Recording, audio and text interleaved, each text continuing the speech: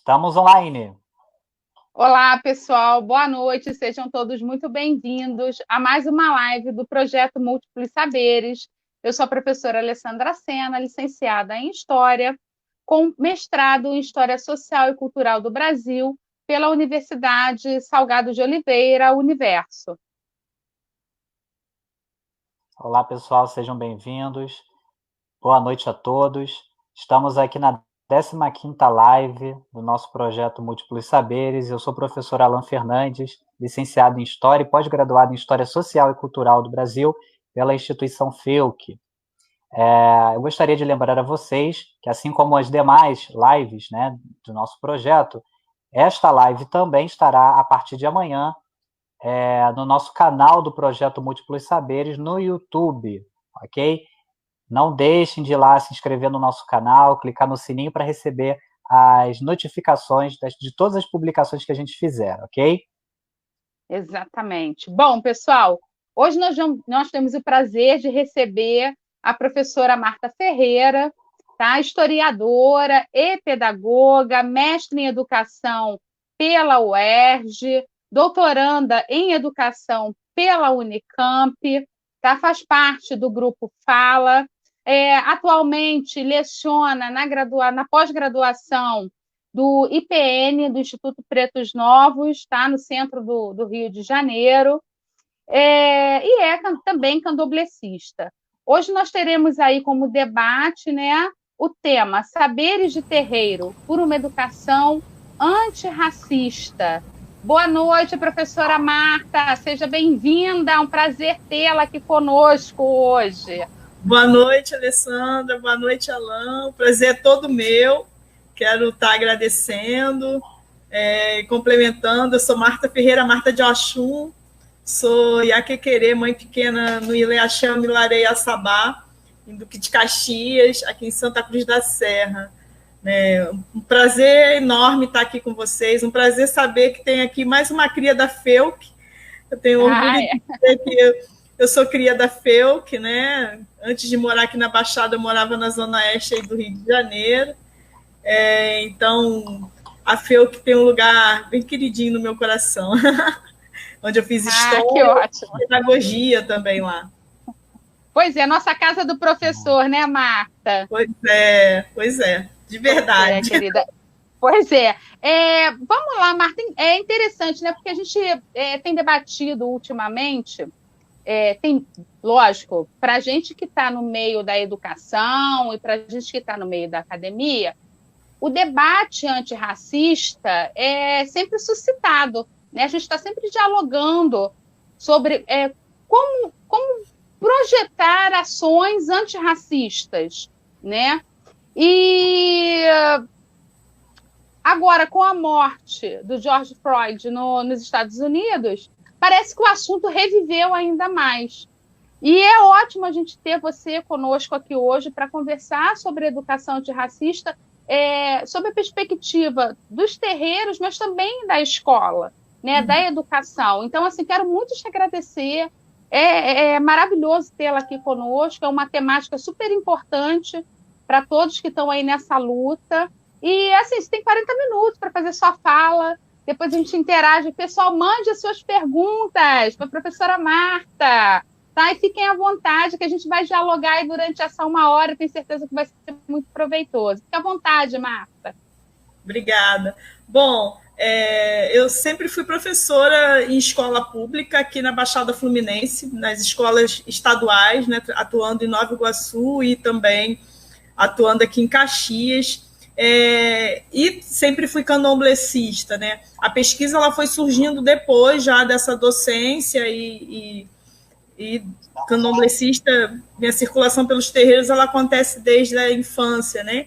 E o que me fez pensar um pouco sobre isso era como as pessoas reagiam à minha presença e à presença de outras pessoas candomblessistas no espaço escolar, né? E também entender que nesse espaço escolar a gente não está lidando com intolerância religiosa, mas está lidando com o que eu estou chamando, o que a gente chama de racismo religioso.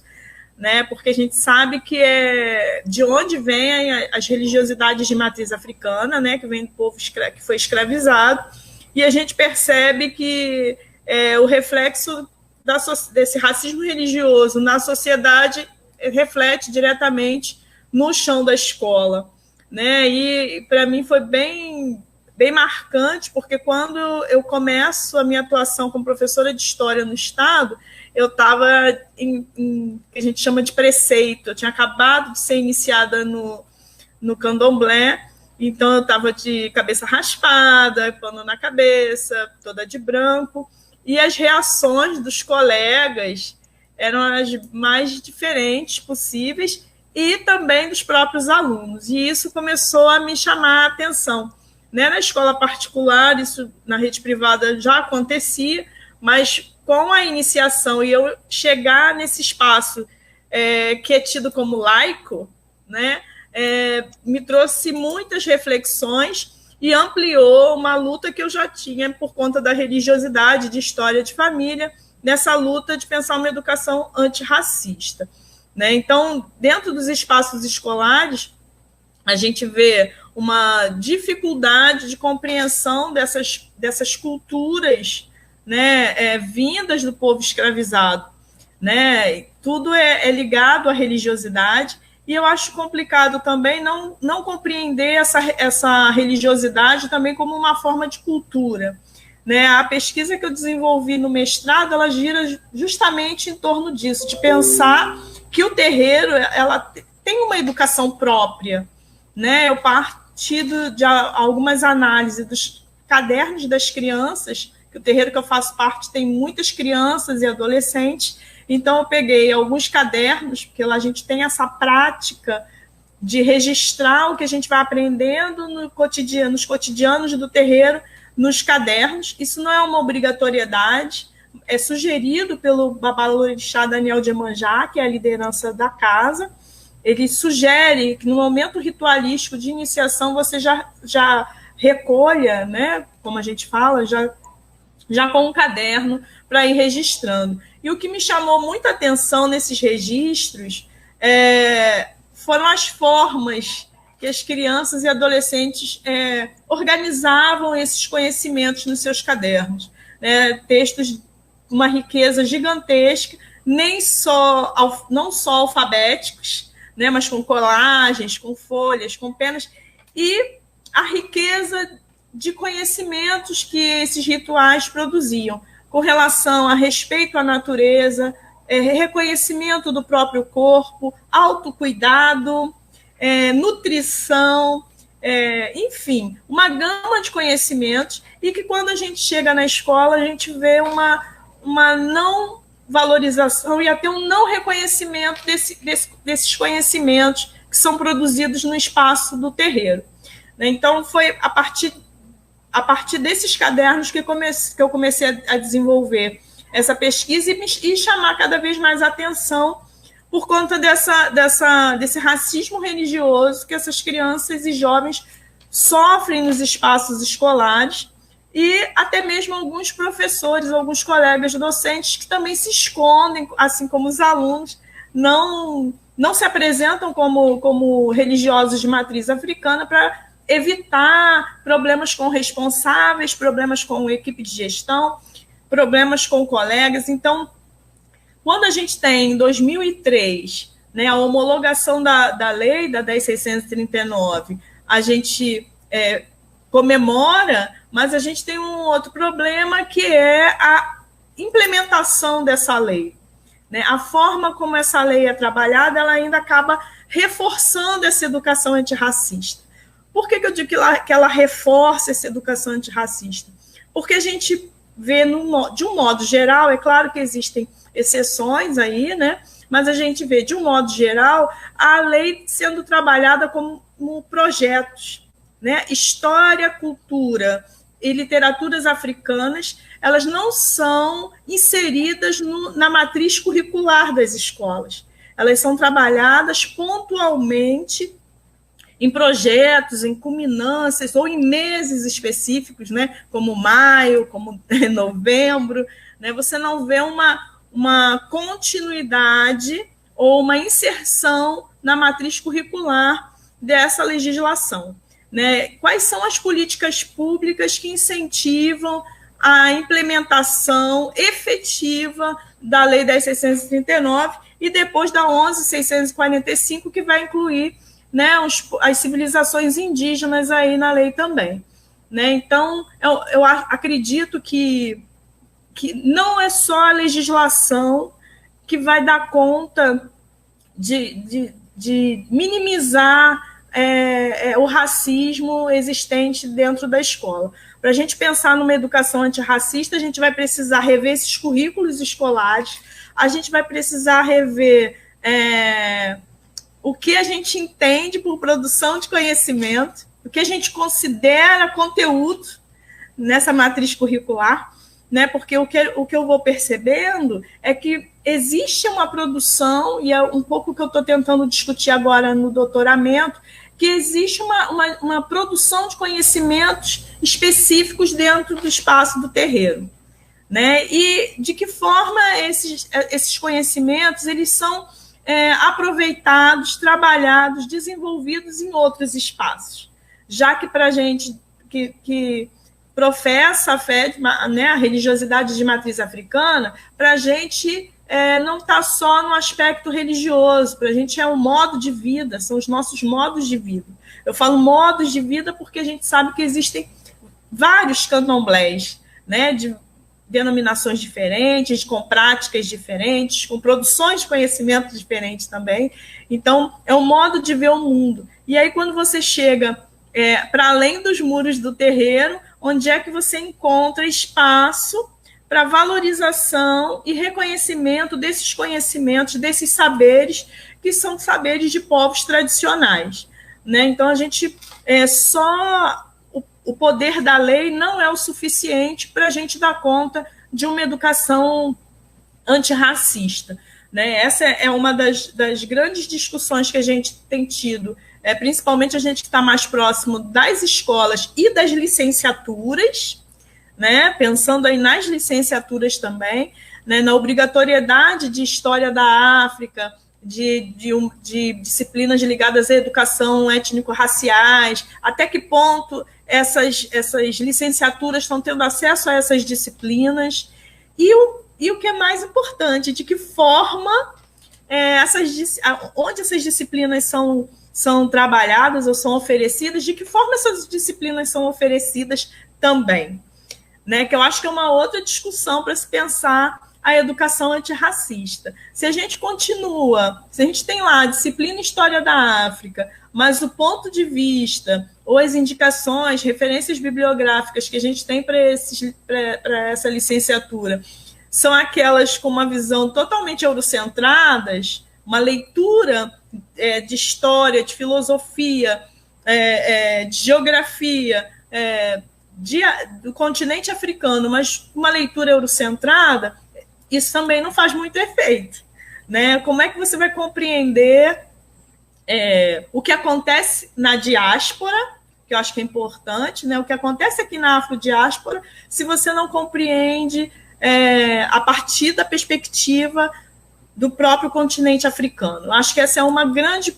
preocupação, né? Assim como nas escolas, não adianta você ter nos livros didáticos estudar alguns países africanos, mas sob que perspectivas? Né? De que forma esses países estão sendo apresentados, estão sendo lidos, na verdade? De que forma está sendo feita a leitura a construção desses conteúdos que vão ser apresentados para esses alunos? Então, essa preocupação, eu acho que faz parte de todo esse contexto para se pensar uma educação antirracista, desde a educação básica até o ensino superior e a pós-graduação também. E aí chega nas nossas pesquisas, né? Eu já vi aqui que tem algumas pessoas que estão fazendo... O pessoal já está perguntando aí. Que tem pesquisas com essa pegada, que é o caso aí da professora Alessandra Tavares, da Bruna Almeida, que está aí, né? Enfim, são pessoas que têm pesquisas que vão por esse viés de pensar por uma perspectiva ou africana ou afrodiaspórica, né? Que que é um outro olhar, é uma outra forma de olhar, e eu acho que são esses olhares e essas pesquisas que vão dar corpo para essa luta por uma educação antirracista que a gente precisa instituir efetivamente. Né? Eu acho que a gente tem vários esforços, vários exemplos e várias fontes para a gente estar se instrumentalizando para essa educação antirracista. Né? Para quem está pensando ou já está atuando na licenciatura, a gente tem o blog de filosofia africana aqui do professor Anderson Flor do Nascimento, e ali a gente encontra textos de filósofos africanos, de filósofos na afrodiáspora, né? Então, a gente tem esse exercício de pesquisa e de tentar compreender esse contexto. Tem os próprios artigos, livros e textos do professor Nielson, que está aqui também. Né? Aí, está assistindo. Para pensar também o contexto do pós-abolição, né? E o que foi isso, principalmente para a gente aqui da Baixada. Então, acho que a gente tem pesquisas de fôlego que ajudam para a gente pensar nessa formação dos licenciandos para uma luta, para uma educação antirracista. Né? Eu acho que só ficar preso nos vídeos, nos livros didáticos, sem uma análise mais coesa, mais potente, eu acho que não dá conta dessa gama de questões. Né? Eu estou falando aqui do lugar do terreiro, né? Da produção de saberes do terreiro, mas que também é uma comunidade tradicional, mas a gente tem outros exemplos de espaços outros, né? Tem a linguagem da escola de samba, a linguagem da folia de reis, do maracatu, da capoeira. E aí, que conhecimentos são esses, né? Que são produzidos também nesses espaços e de que forma isso é aproveitado ou não, né, nos espaços escolares e nos espaços acadêmicos. Né? Eu acho que entender e tentar levar em consideração os conhecimentos que são produzidos nesses espaços faz toda a diferença para essa docência, né, e para essa prática escolar no chão da escola.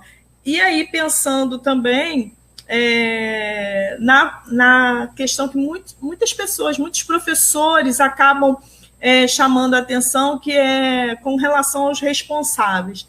Eu acho que a partir do momento em que você consegue mostrar para os responsáveis que você não está falando só da questão religiosa, mas que você está falando de uma questão de cultura, ou de culturas, que você está falando de conhecimentos, de produção de conhecimentos que fazem parte dos nossos cotidianos, né? Eu costumo falar isso. Quem é que nunca precisou tomar um chá? Quem é que não faz xarope com ervas? Quem é que nunca fez nunca tomou banho de arnica quando cai no chão?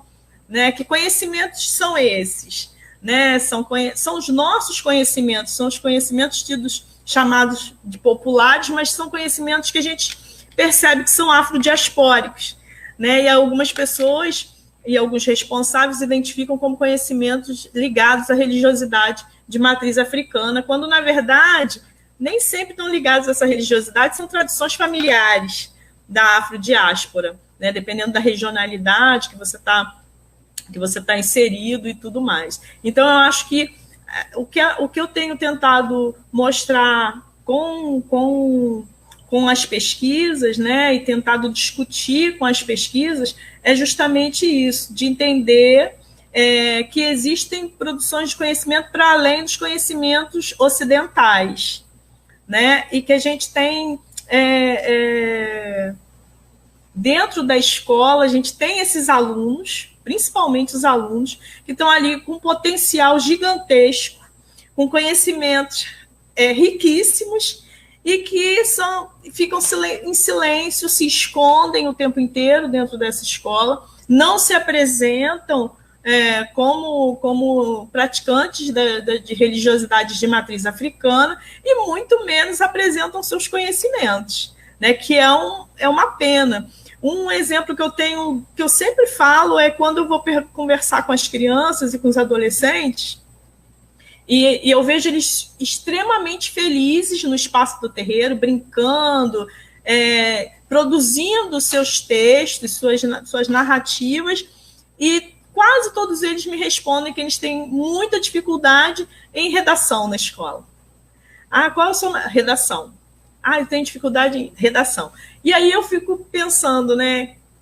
Que dificuldade é essa que a gente vê na escola e que nos cadernos dele essa dificuldade não aparece, né? Já que a gente tem produções belíssimas dentro dos cadernos, né? A gente tem textos riquíssimos, diversificados, porque não existe uma formatação para esses cadernos, cada um escreve da sua forma, até porque a gente tem uma tradição oral, então tudo é contado, tudo é falado pelo pai de santo, pelo mais velho, pelo irmão de santo, né? E em outro momento, não se registra nem na hora, geralmente é depois, às vezes em casa, algumas pessoas no espaço do ritual, depois que o pai de santo sai do espaço ritualístico, anotam o que aprenderam, o que ouviram, né? E aí, né? O que a escola faz com todo esse conhecimento, com essa riqueza textual, né? Com toda essa gama de material que esses alunos possuem e que às vezes a escola até desconhece. E aí a gente vai vendo que esse racismo ele vai mantendo um ciclo de invisibilidade, de silenciamento dessas crianças e adolescentes no espaço escolar, né? A partir do momento que muitos fingem até que são evangélicos, né? Eu vejo muitos tocando violão na ação de graça, enfim, né? São essas práticas que eu acho que acabam escondendo, invisibilizando mesmo essa riqueza toda que é encontrada. O mais interessante que eu acho também é que os alunos, os filhos de santo, eles falam que eles não culpam a escola de forma alguma, né? E eles falam que é diferente, né? Porque a escola é um outro ritmo, que na casa de santo todo mundo ensina, na escola um só que ensina e os outros escutam. Então eles compreendem que a dinâmica da escola é diferente da dinâmica do terreiro, mas se ressentem também.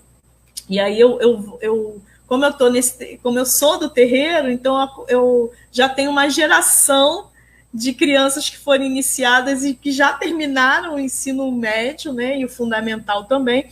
Então eu estou tendo a oportunidade de acompanhar esse processo. Então eu tenho falas de filhos de santo, de crianças, que eles comentam que na escola só falam de uma cultura só e que ficam muito presos nos livros didáticos. E aí, como eu sou da área da história, né, eu vou pensar o ensino de história e tentar conversar com alguns professores de história também. E é bem interessante porque essa escola ela tem crianças, adolescentes do terreiro, né, e eu estou lá nessa escola, e tem os professores de história ali juntos, e não bate, né, o que um fala e o outro fala, né, porque uma parte, eu só consegui entrevistar de história 3 professores, e um professor fala que ele nem percebe racismo religioso dentro da escola, e olha que aqui em Santa Cruz da Serra a gente tem uma concentração gigante de terreiros, né, de religiosidades de matriz africana, de umbanda, candomblés, umbandas e candomblés, né? Então eu reconheço, identifico muitos dos alunos como praticantes, né, mas eles nem sempre se mostram, mas eles falam que os professores ficam muito presos de história, muito presos ao livro, que falam de uma cultura só, que os livros falam de uma religião só, que eles podiam falar de outras religiões. Então, existe um questionamento por parte dos alunos e que eles sofrem, sim, racismo religioso e que eles criam, e aí eu chamo de estratégias de empoderamento, porque eles criam táticas para passar por esse espaço escolar. Um deles me conta que na escola, tem um grupo junto com ele de mais 6, ele já nem está mais nessa escola, mas tinha um grupo com mais 6, contando com ele 7, que eles decidiam para quem eles contavam que eram do candomblé ou não. Ah, fulano dá para contar. Não, Beltrano, não vamos contar para ele, não vai aceitar bem. Um outro ponto também que chama atenção é de um menino que estudou do 6º ano até o 1º ano nessa escola. E aí ele fala que que melhorou, com o passar dos anos, isso diminuiu na escola. Porque ele disse que quando ele estava lá no 6º ano, ele fala que as perguntas mudaram. Que quando estava no 6º ano, perguntavam assim para ele: você vai para a igreja? Você vai para o culto? E agora pergunta assim: você vai para a praça? Você vai para o baile? Então as perguntas mudaram porque a faixa etária mudou, os interesses também mudaram. Então ele acha que o espaço para ele naquele momento estava melhor, né? Porque ele não precisava ficar se justificando que não ia para a igreja, que não ia para o culto, né? Então para ele aquele espaço está melhor, né? Mas chamar a atenção, né? E para a questão do livro é que eu achei extremamente interessante, né? Do livro de história, né? De perceber que aquele livro não contemplava a cultura e a religiosidade que ele estava ligado, ou outras culturas e outras religiosidades, que o foco era uma só. Isso é bem interessante. Quando a gente conversa com alguns professores, a gente escuta que nunca presenciou a questão do racismo religioso dentro da escola, que a forma que trabalha, que implementa a lei, é através de 4 aulas durante todo o ano, né, nas aulas de história. Ele tira 4 aulas por ano para trabalhar a temática ligada ao continente africano, né? Então, a gente para pensar 4 aulas durante 4 bimestres, para pensar um continente com uma gama gigantesca e pensar como é trabalhada a questão da história do Brasil e a história afrodiaspórica não foi levada em conta. Como apresenta no livro, que é a forma dos escravizados que são apresentados ali, né, que é acorrentado, que é levando chibatada, né, uma forma de submissão, né, que é apresentada ali. E aí a gente começa a conversar com os professores sobre os alunos se identificarem ou não enquanto negros, se isso influenciaria ou não, né, essa forma de apresentar a história da afrodiáspora para esses alunos, se isso influenciaria. Alguns acharam que sim, outros não. A mais sensível foi uma professora de história que é ligada à religiosidade de matriz africana, e aí sim, ela disse que presencia, sim, e precisa intervir nas questões de racismo religioso dentro da sala de aula, principalmente se algum aluno se assume ou comenta alguma coisa sobre a questão religiosa em sala de aula, então ela precisa intervir. E ela acha também que tem pouco tempo, né, pelo currículo mínimo que é instituído pelo próprio Estado. Eu estou falando de Estado, né, que é pouco tempo para se pensar história africana e na afrodiáspora também, né, que o tempo é extremamente reduzido, que não dá conta da riqueza. Então, ela tem essa consciência e sente falta de ter um apoio maior para poder dar conta dessas questões, né? Então, para a gente pensar uma educação antirracista, principalmente, aí eu estou falando de onde eu me localizo, que é a escola pública, a gente precisa não só, não acho que seja a formação do professor, mas eu acho que precisa de uma política pública mesmo, efetiva, né, e batendo de novo na tecla da política efetiva para a implementação da lei, né, porque a legislação a gente já tem, né, mas e aí? Como é que a gente coloca isso em prática nas escolas? Como a equipe de gestão compreender que essa lei não é para ser trabalhada no viés do projeto, que não é através de culminância, que não é de uma forma pontual, ou que não é o professor que faz o trabalho de ilha, né, isolado ali, ele faz o seu trabalho porque tem uma sensibilidade ou se interessa por aquele tema. A proposta não é essa, a proposta é muito mais ampliada, né, porque lá na lei está dizendo que é preferencialmente artes, história, literatura, é preferencialmente, não obrigatoriamente. Então, todas as outras disciplinas podem estar trabalhando, como tem a possibilidade de trabalhar questões ligadas ao continente africano e à afrodiáspora, né? Vide aí as questões de matemática, né, que são extremamente ricas em alguns continentes, alguns jogos matemáticos também, enfim. A própria etnomatemática vai apontar para alguns caminhos, né?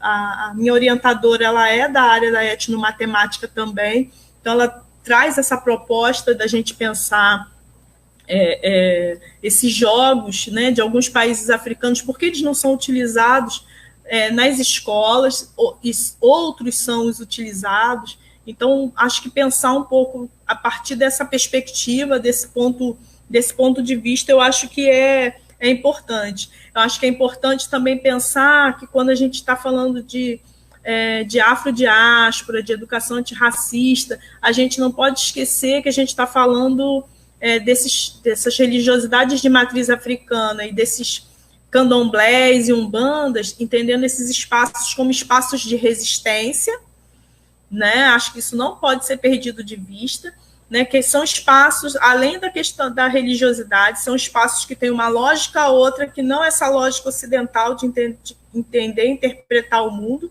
Então, pensar nesses espaços enquanto espaços de resistência, de produção de saberes, efetivamente, né, de formação, de filosofias de vida e filosofias outras também. Então, e por que não, que é a proposta que eu estou trazendo para o doutoramento, já que é um espaço que produz conhecimento, né, que é o que eu estou falando, é um espaço que está produzindo conhecimento, pensar que pode existir uma epistemologia própria para esse espaço, e aí a gente ainda está pensando se vai pensar em uma epistemologia ancestral, cunhando uma categoria que é do professor Eduardo Oliveira, lá da UFBA, ou se vai pensar numa epistemologia de terreiro, né? E aí, para isso, a gente faz o exercício das leituras de autores que dialogam com essa área, né? Que é usar alguns autores como Rampatebá, ou Nsimba José, né, que fala de narrativas, pensar com a Oyeumi, que fala de uma matripotência, né, para poder, e aí isso me ajuda a pensar os terreiros, de como a maternagem, ela produz um conhecimento também dentro do terreiro, né, que não está ligado tanto à questão de gênero, mas de atitude dentro do terreiro, enfim, então tem uma gama, e fora os daqui também, né, que é o Muniz Sodré, com Pensar Nagô, que eu acho que é o que está me ajudando bastante nessa construção, né? E as estratégias de empoderamento que a gente também vai usando nos espaços da escola, né? Se você trabalha numa sala de leitura, é puxar os nossos livros para frente. Pois né? Que são vamos trazê-los. Né? A gente vai colocar mais para frente, se a sala de leitura tem o nome de um cara racista, a gente vai desconstruir quem é esse cara, por que tem que ser esse nome, né? Vamos apresentar aos alunos quem foi essa pessoa, enfim, eu acho que ir um pouco por esse caminho, esse exercício, e a gente vê muitos professores no esforço também de dar conta dessas questões, né? Mas exatamente. Tem que remar muito, e muito forte. Poxa, muito. Para poder dar conta. Muito. Ô, Marta, é interessante porque, assim, você tem a mesma origem de formação que eu e o Alan, e o ano que eu entrei na instituição já passou a graduação a ter obrigatoriedade de uma disciplina sobre história da África, e isso foi muito bom para mim, porque outros colegas não tiveram né, essa oportunidade, tiveram de fazer eletivas, né, correr por fora, como a gente chama. Só que mesmo assim eu ainda sentia muita falta de saber mais. Eu sentia muita falta. E aí eu passei por um processo seletivo de uma pós-graduação no Colégio Pedro II, em ensino de História da África. E assim, foi excepcional, porque eu acabei tendo contato com leituras que eu não tinha tido, que eu não conhecia, né? E foi fundamental para a minha formação enquanto docente, né, para a sala de aula da educação básica. Porque a partir dessas leituras a gente começa a ter essa percepção de olhar. Então, dizer assim, o professor não, ele é despreparado. Não, o professor ele está sempre buscando mais conhecimento e levando conhecimento para as nossas salas de aula, sobretudo da educação básica, né? E isso é fundamental. Outra questão só que eu queria colocar, antes da gente passar, estamos cheios de perguntas para você, Marta, cheias. Que bom! É em relação, por exemplo, o meu filho do meio, ele é da rede, né, da rede estadual. E aí ele chegou em casa, mãe, ensino religioso. Eu falei, calma aí, ensino religioso vai ser o quê? Porque se for só catolicismo e só protestantismo, você não tem que fazer ensino religioso. Né? E aí ele chegou, não, vai ter que escolher um. Eu falei, escolher um não, aguenta aí. Aí, sabe como é que é mãe professora, né? Mãe professora vai para a porta da escola. E aí eu cheguei na direção da escola com a querida Adriana, falei com ela, Adriana, como é que é isso? Tem que escolher uma? Não. Se não for para ensinar todas as que a gente conhece, ele não faz. Porque qual o sentido de ensinar duas? E o candomblé? E a Umbanda? Né? E o muçulmano, o Islã? Né? E o hindu? Vai ficar de fora? Como é que funciona isso? Porque a gente optou por essas duas porque são a maioria. Eu falei, tá, mas calma aí, o resto? Então teve briga na escola. Por fim, é só um pequeno relato, mas, Alan, a gente tem várias perguntas aí para Marta, né? Inclusive da nossa querida Alessandra Tavares, que eu espero tê-la aqui conosco em um momento próximo. Vai ser ótimo. Com a pesquisa dela, que é excepcional. Antes de chamar as perguntas, eu posso só fazer um parêntese aí no que você falou sobre a questão do ensino religioso, que é interessante a gente pensar que o ensino religioso na escola estadual, ele é facultativo. Facultativo, e aí a gente quase não vê a informação disso para os alunos e para os responsáveis, né? Até por uma questão organizativa da escola, para o aluno não ficar solto, não é informado que ele não é obrigado a fazer essa disciplina. Ele não é obrigado. E a gente tem que pensar como é feito também, como foi feito o último concurso, que foi por denominação religiosa, uma porcentagem que a gente não sabe dizer de onde, como foi tirada essa porcentagem, né? Então, eu tenho muitas reservas e não sou a favor do ensino religioso. A gente sabe que está lá na Constituição, que ele precisa existir, mas eu tenho muita dificuldade por conta dessas questões de não atender a todas, impossível atender a todas, e principalmente desrespeitar quem não acredita em nada. Exatamente. Né? Só um parênteses. Pois é.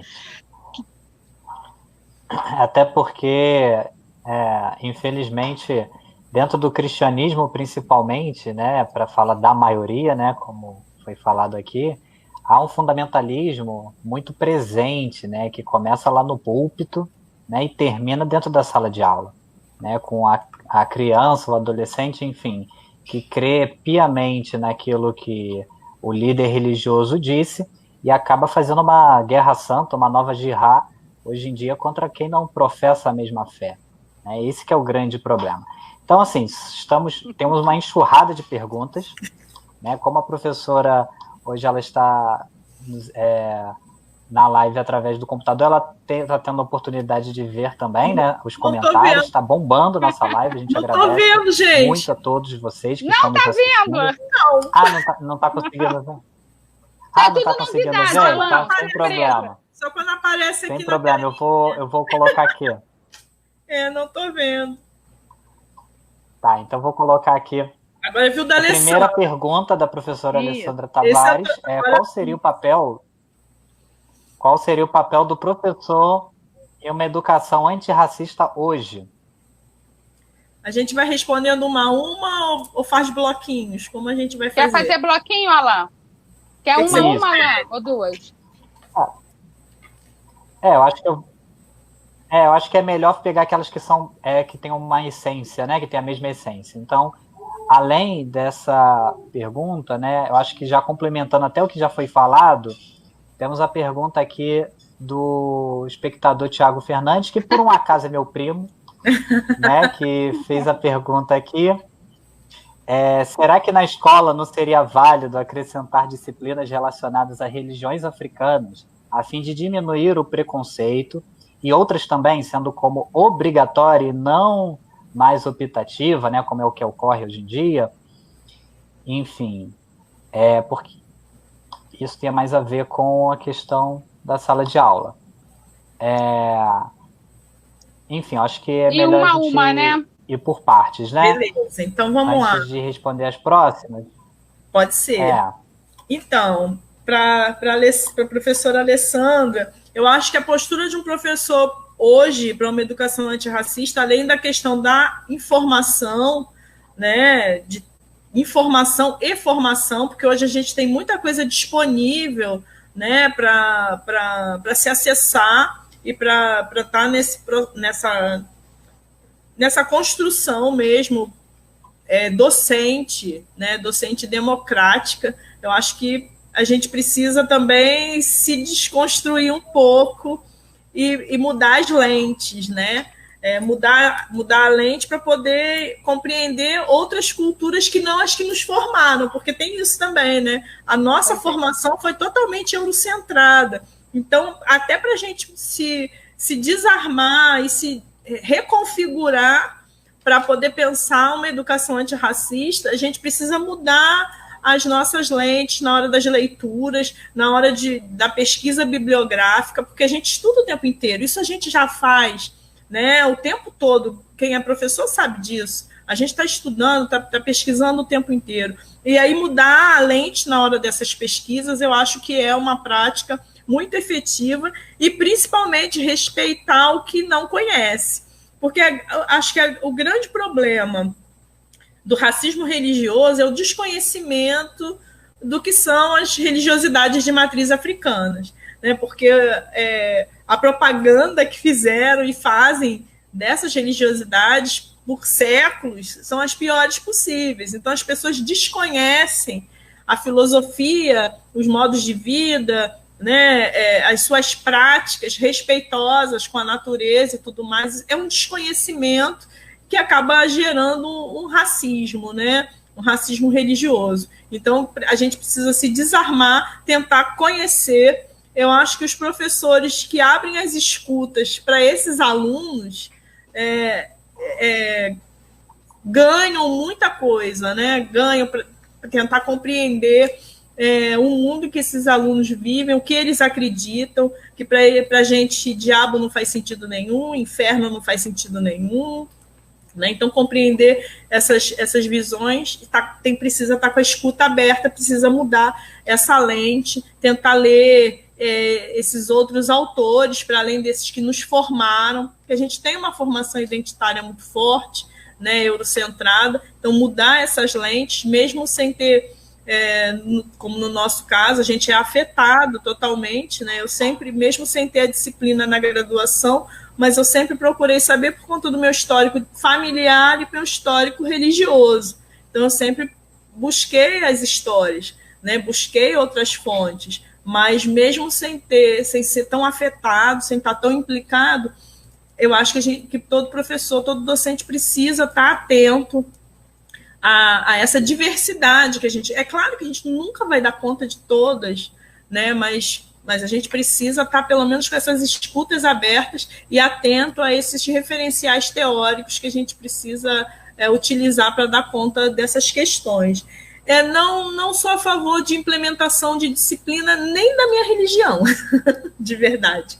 Eu acho que não tem que ter. Acho que não tem que ter. Né? Eu acho que a gente tem que estar aberto para compreender. né, para compreender o que são as demais religiosidades, né? Mas eu acho que não tem que ter. Isso é uma coisa que você está aprendendo nos seus espaços, com a sua família, né? Claro que a gente carrega isso para onde quer que a gente vá, mas eu não tenho que ensinar. Não sou obrigada, né, a ensinar o que é candomblé, né? Mas eu acho que as pessoas têm que estar abertas para perceberem as filosofias de vida que a gente carrega como qualquer outro.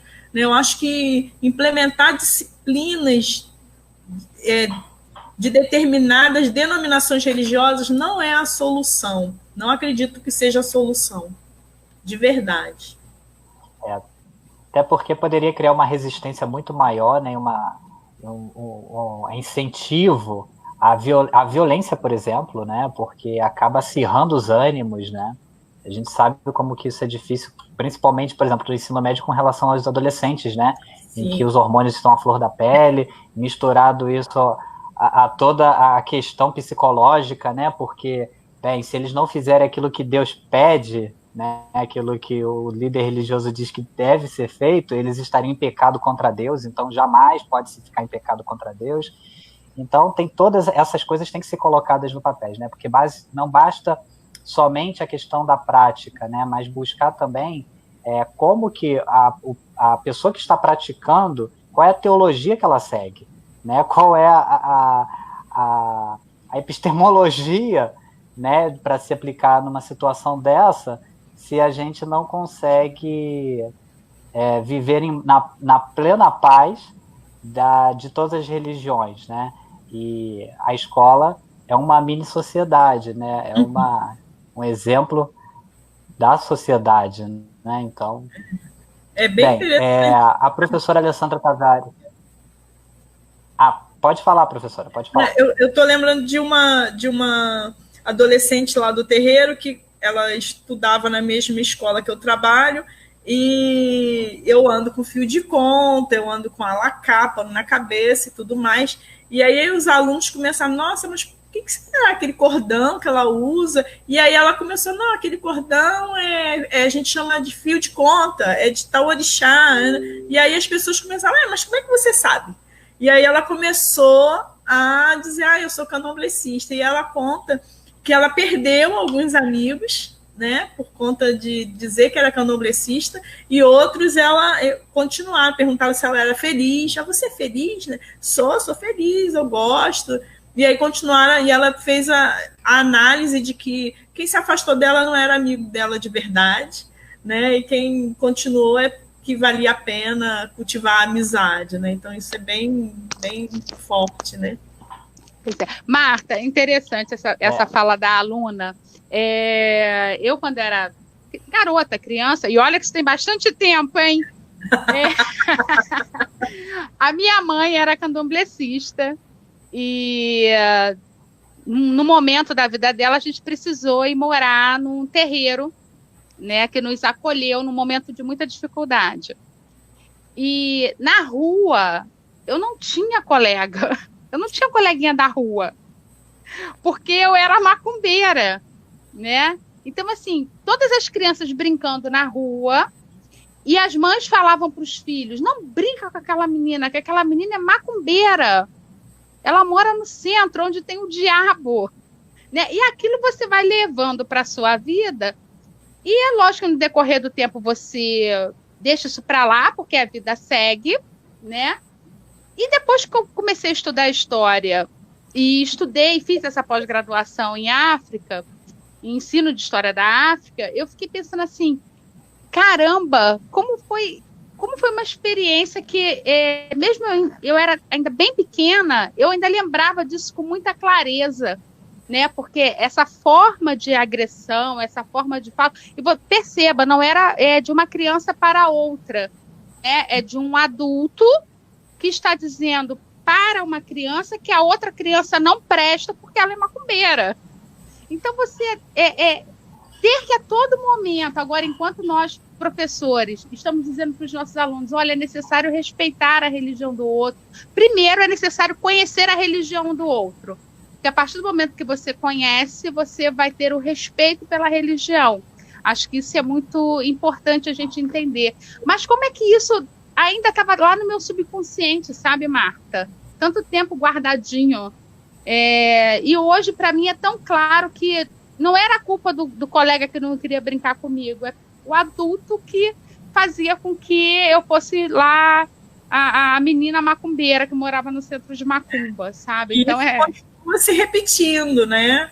Na atualidade, esse ano mesmo, antes da pandemia, a gente teve essa mesma experiência com a Gamo de Oxalá, a Bia, que ela discutiu com a mãe da coleguinha por isso, né? Porque a mãe falou, não quero que você fale da sua religião com a minha filha, não brinca com a fulana, porque ela tinha acabado de ser iniciada. E ela foi reclamar, por que eu não posso falar? Minha religião é ótima. E aí, hoje também eu vou até repostar na página, tem o Lucas de Xangô, ele está com 9 anos agora, e ano passado ele gravou um vídeo. Ele ficou muito sentido porque o amigo da escola falou para ele que ele não ia para o céu. E aí ele grava um vídeo explicando o que é o candomblé, de como é bom, como é bonito. Eu vou até repostar hoje, que está aí nas memórias do Facebook, que é uma coisa super forte, né? O menino precisa gravar um vídeo para explicar o quanto é importante a religião para ele, que ele não compreende que isso é uma coisa ruim para ele. Por isso que a gente fala do racismo religioso, como isso é dolorido, né? Pois é. Temos mais perguntas, Alan? Temos sim. Eu acho que daqueles relatos que a gente se entristece quando lê, né? Mas seguido de uma pergunta da Tayane Lousada. Né? Ela diz que ano passado eu tive que tirar minha filha da escola porque a professora dizia que ela não podia falar de Oxum e nem do barracão com os outros amiguinhos. Minha filha tinha 5 anos de idade e estava cursando pré-1. Minha filha é iniciada há 2 anos. Ela chegou a chorar falando que não queria ir mais para a escola porque ela ama Oxum e não podia falar o nome dela. Aí ela faz uma pergunta ao final, como combater, deixa eu colocar aqui na tela, como combater o racismo dentro das escolas, principalmente na educação infantil? Tumbai,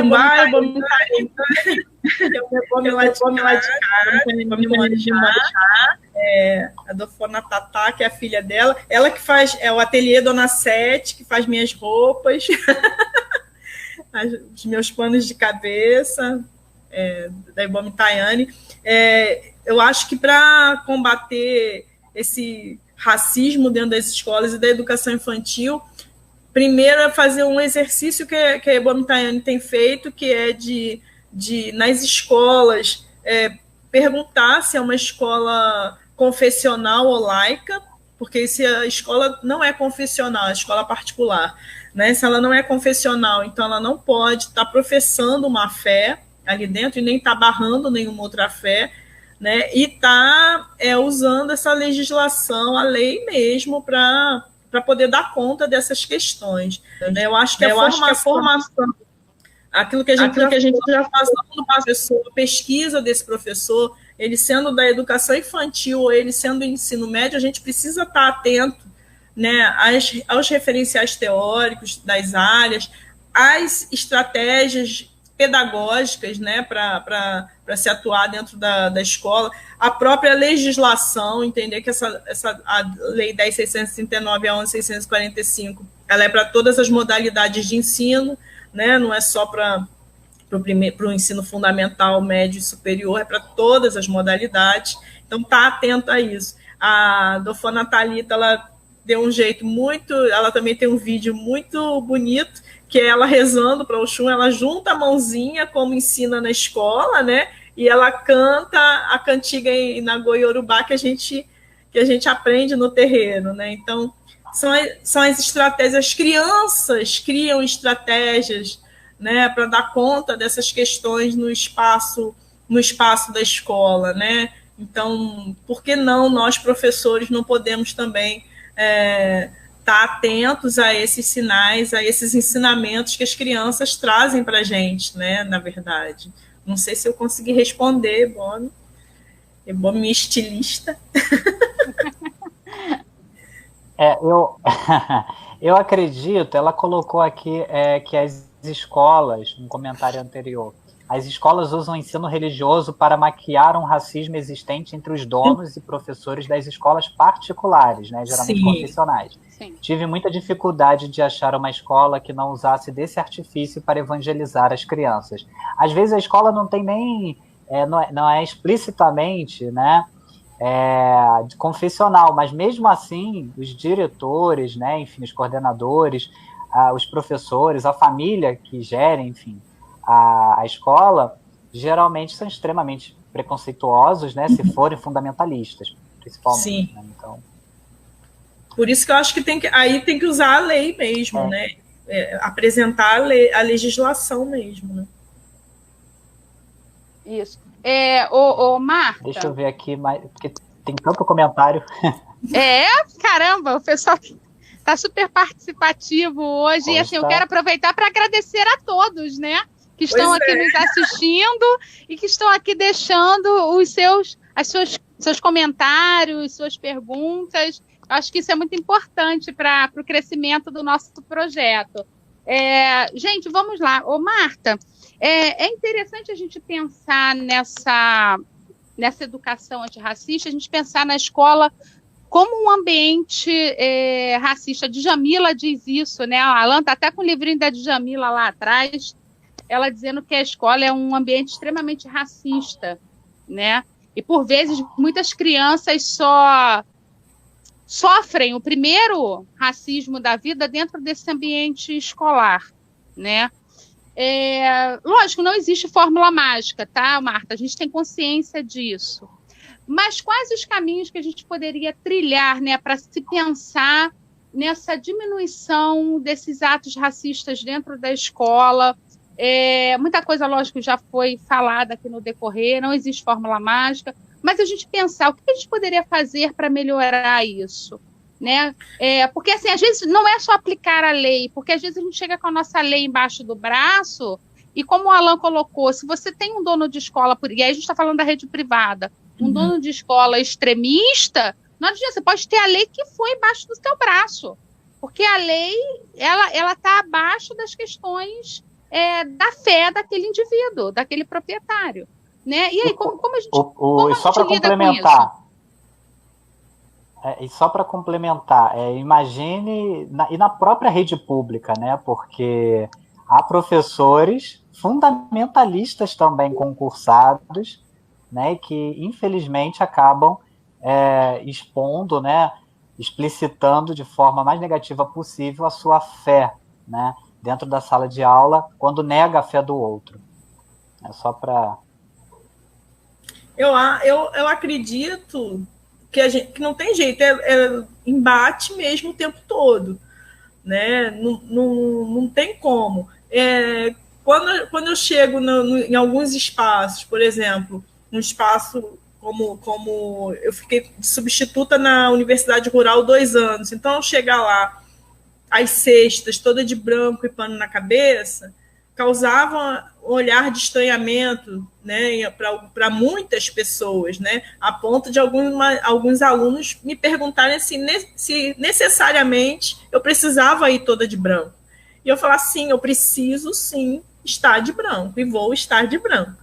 Né? Nenhum comentário me fez mudar essa postura. A minha grande preocupação na escola, na educação básica, é a questão desses traumas que são gerados nessas crianças e adolescentes, que é muito complicado.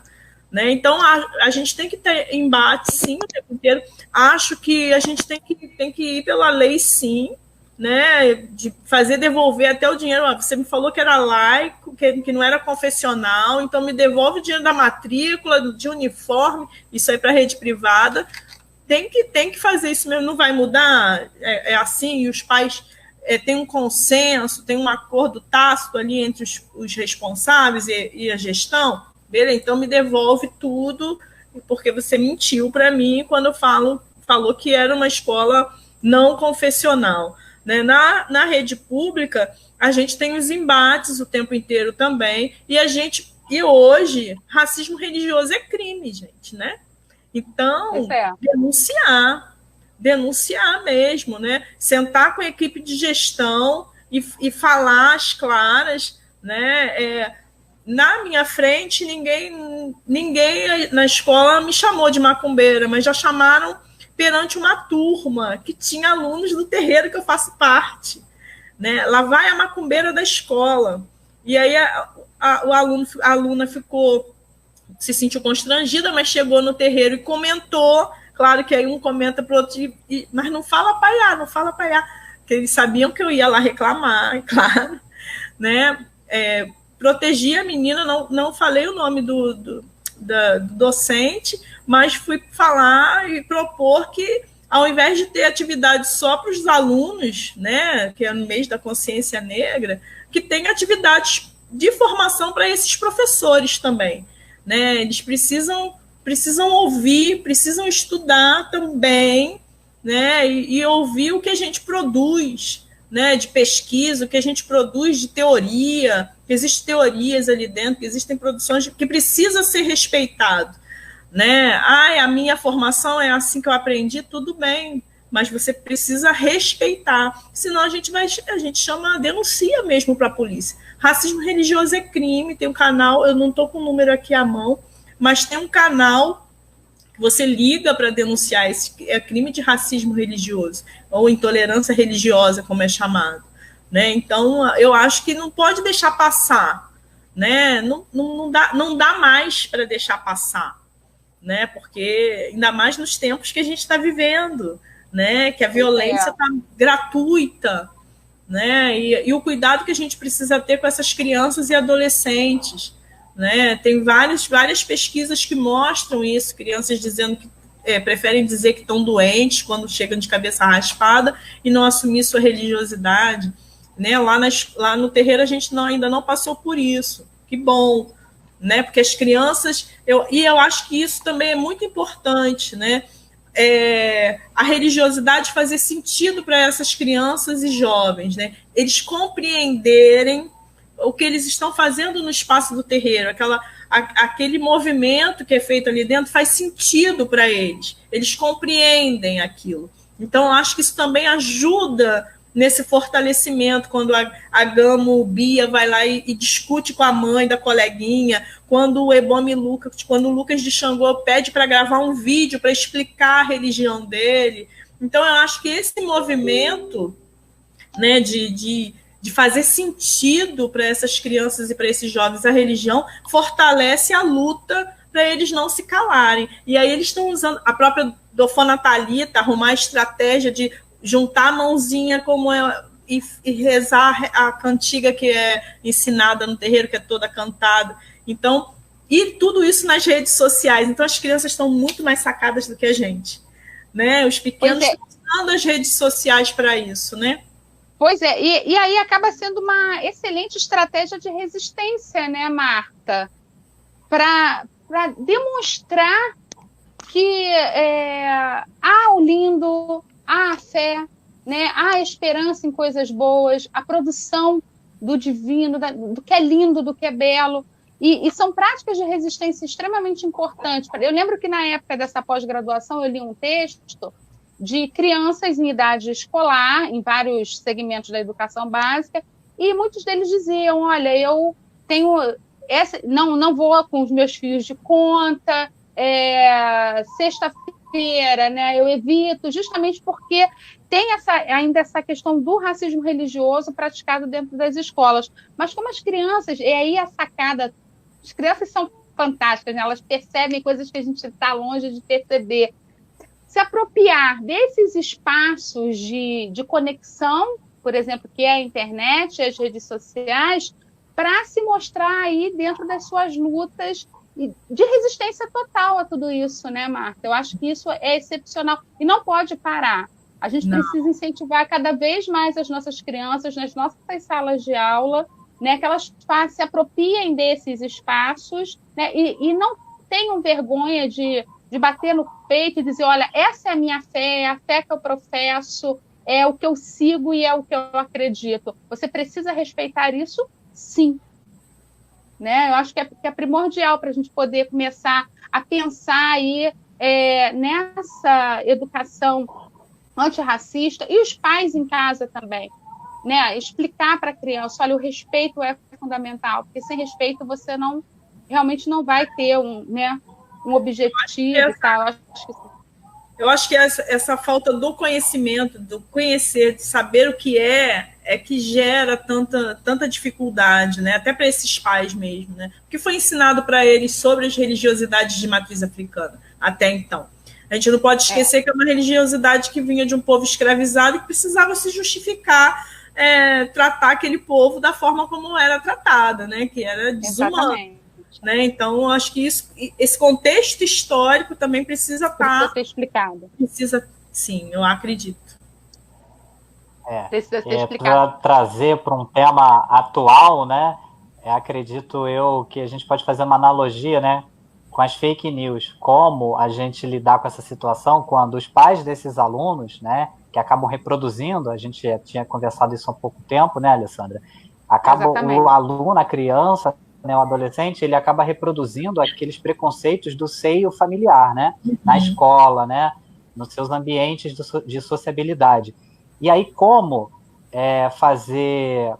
lidar com essa situação quando a maior parte das informações, na maioria delas fake news, com relação às religiões, principalmente de matriz africana, são dadas por aquela pessoa que se diz inimiga mortal dessa religião, que é o pastor, é o padre, enfim, e outros líderes religiosos, né, fundamentalistas. Então, é bem complicado, né?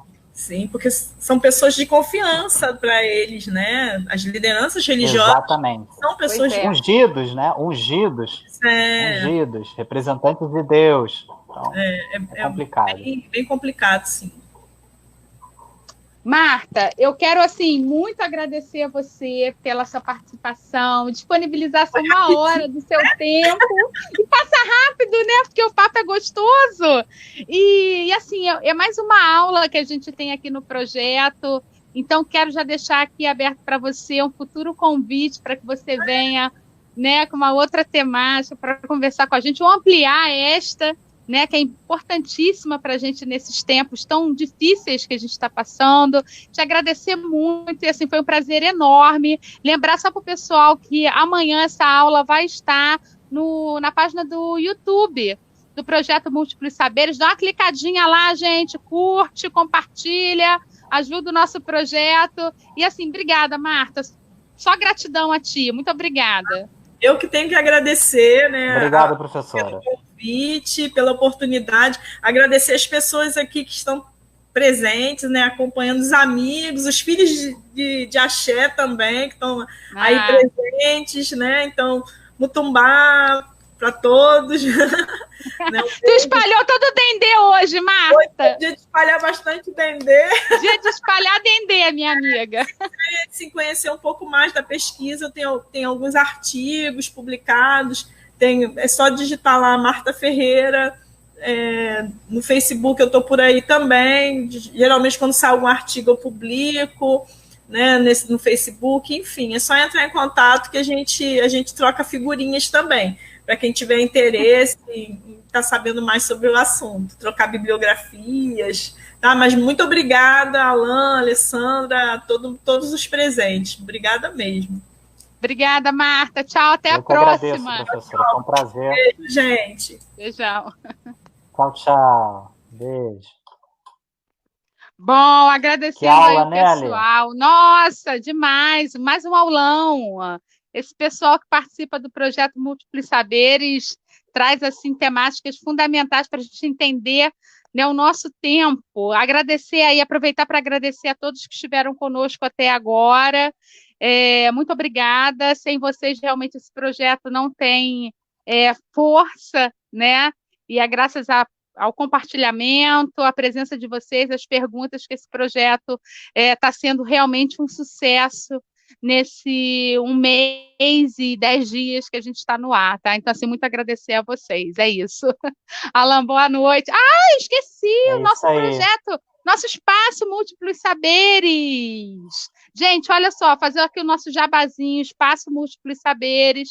No pós-pandemia, a gente vai estar lá com aulas, né, de reforço escolar, preparatório Enem, preparatório escolas militares, preparatório magistério, tá? Em Campo Grande, Estrada do Monteiro 244, sala 213. É isso. É isso. Uma boa noite a todos. Muito obrigado por mais uma vez estarem aqui conosco nos acompanhando. Fiquem ligados que na quinta-feira nós temos o professor JJ, né, meu amigo José Jorge, que vai vir falar sobre a prisão. Vai vir falar sobre a prisão ontem e hoje, as características prisionais através dos tempos. Não percam, um tema muito importante, muito interessante. Ele é historiador e faz direito atualmente, né? Estudante de direito. Então a pesquisa dele está nessa linha aí, ok? Não percam, quinta-feira às 7 horas, tá bom? Forte abraço a todos, muito obrigado.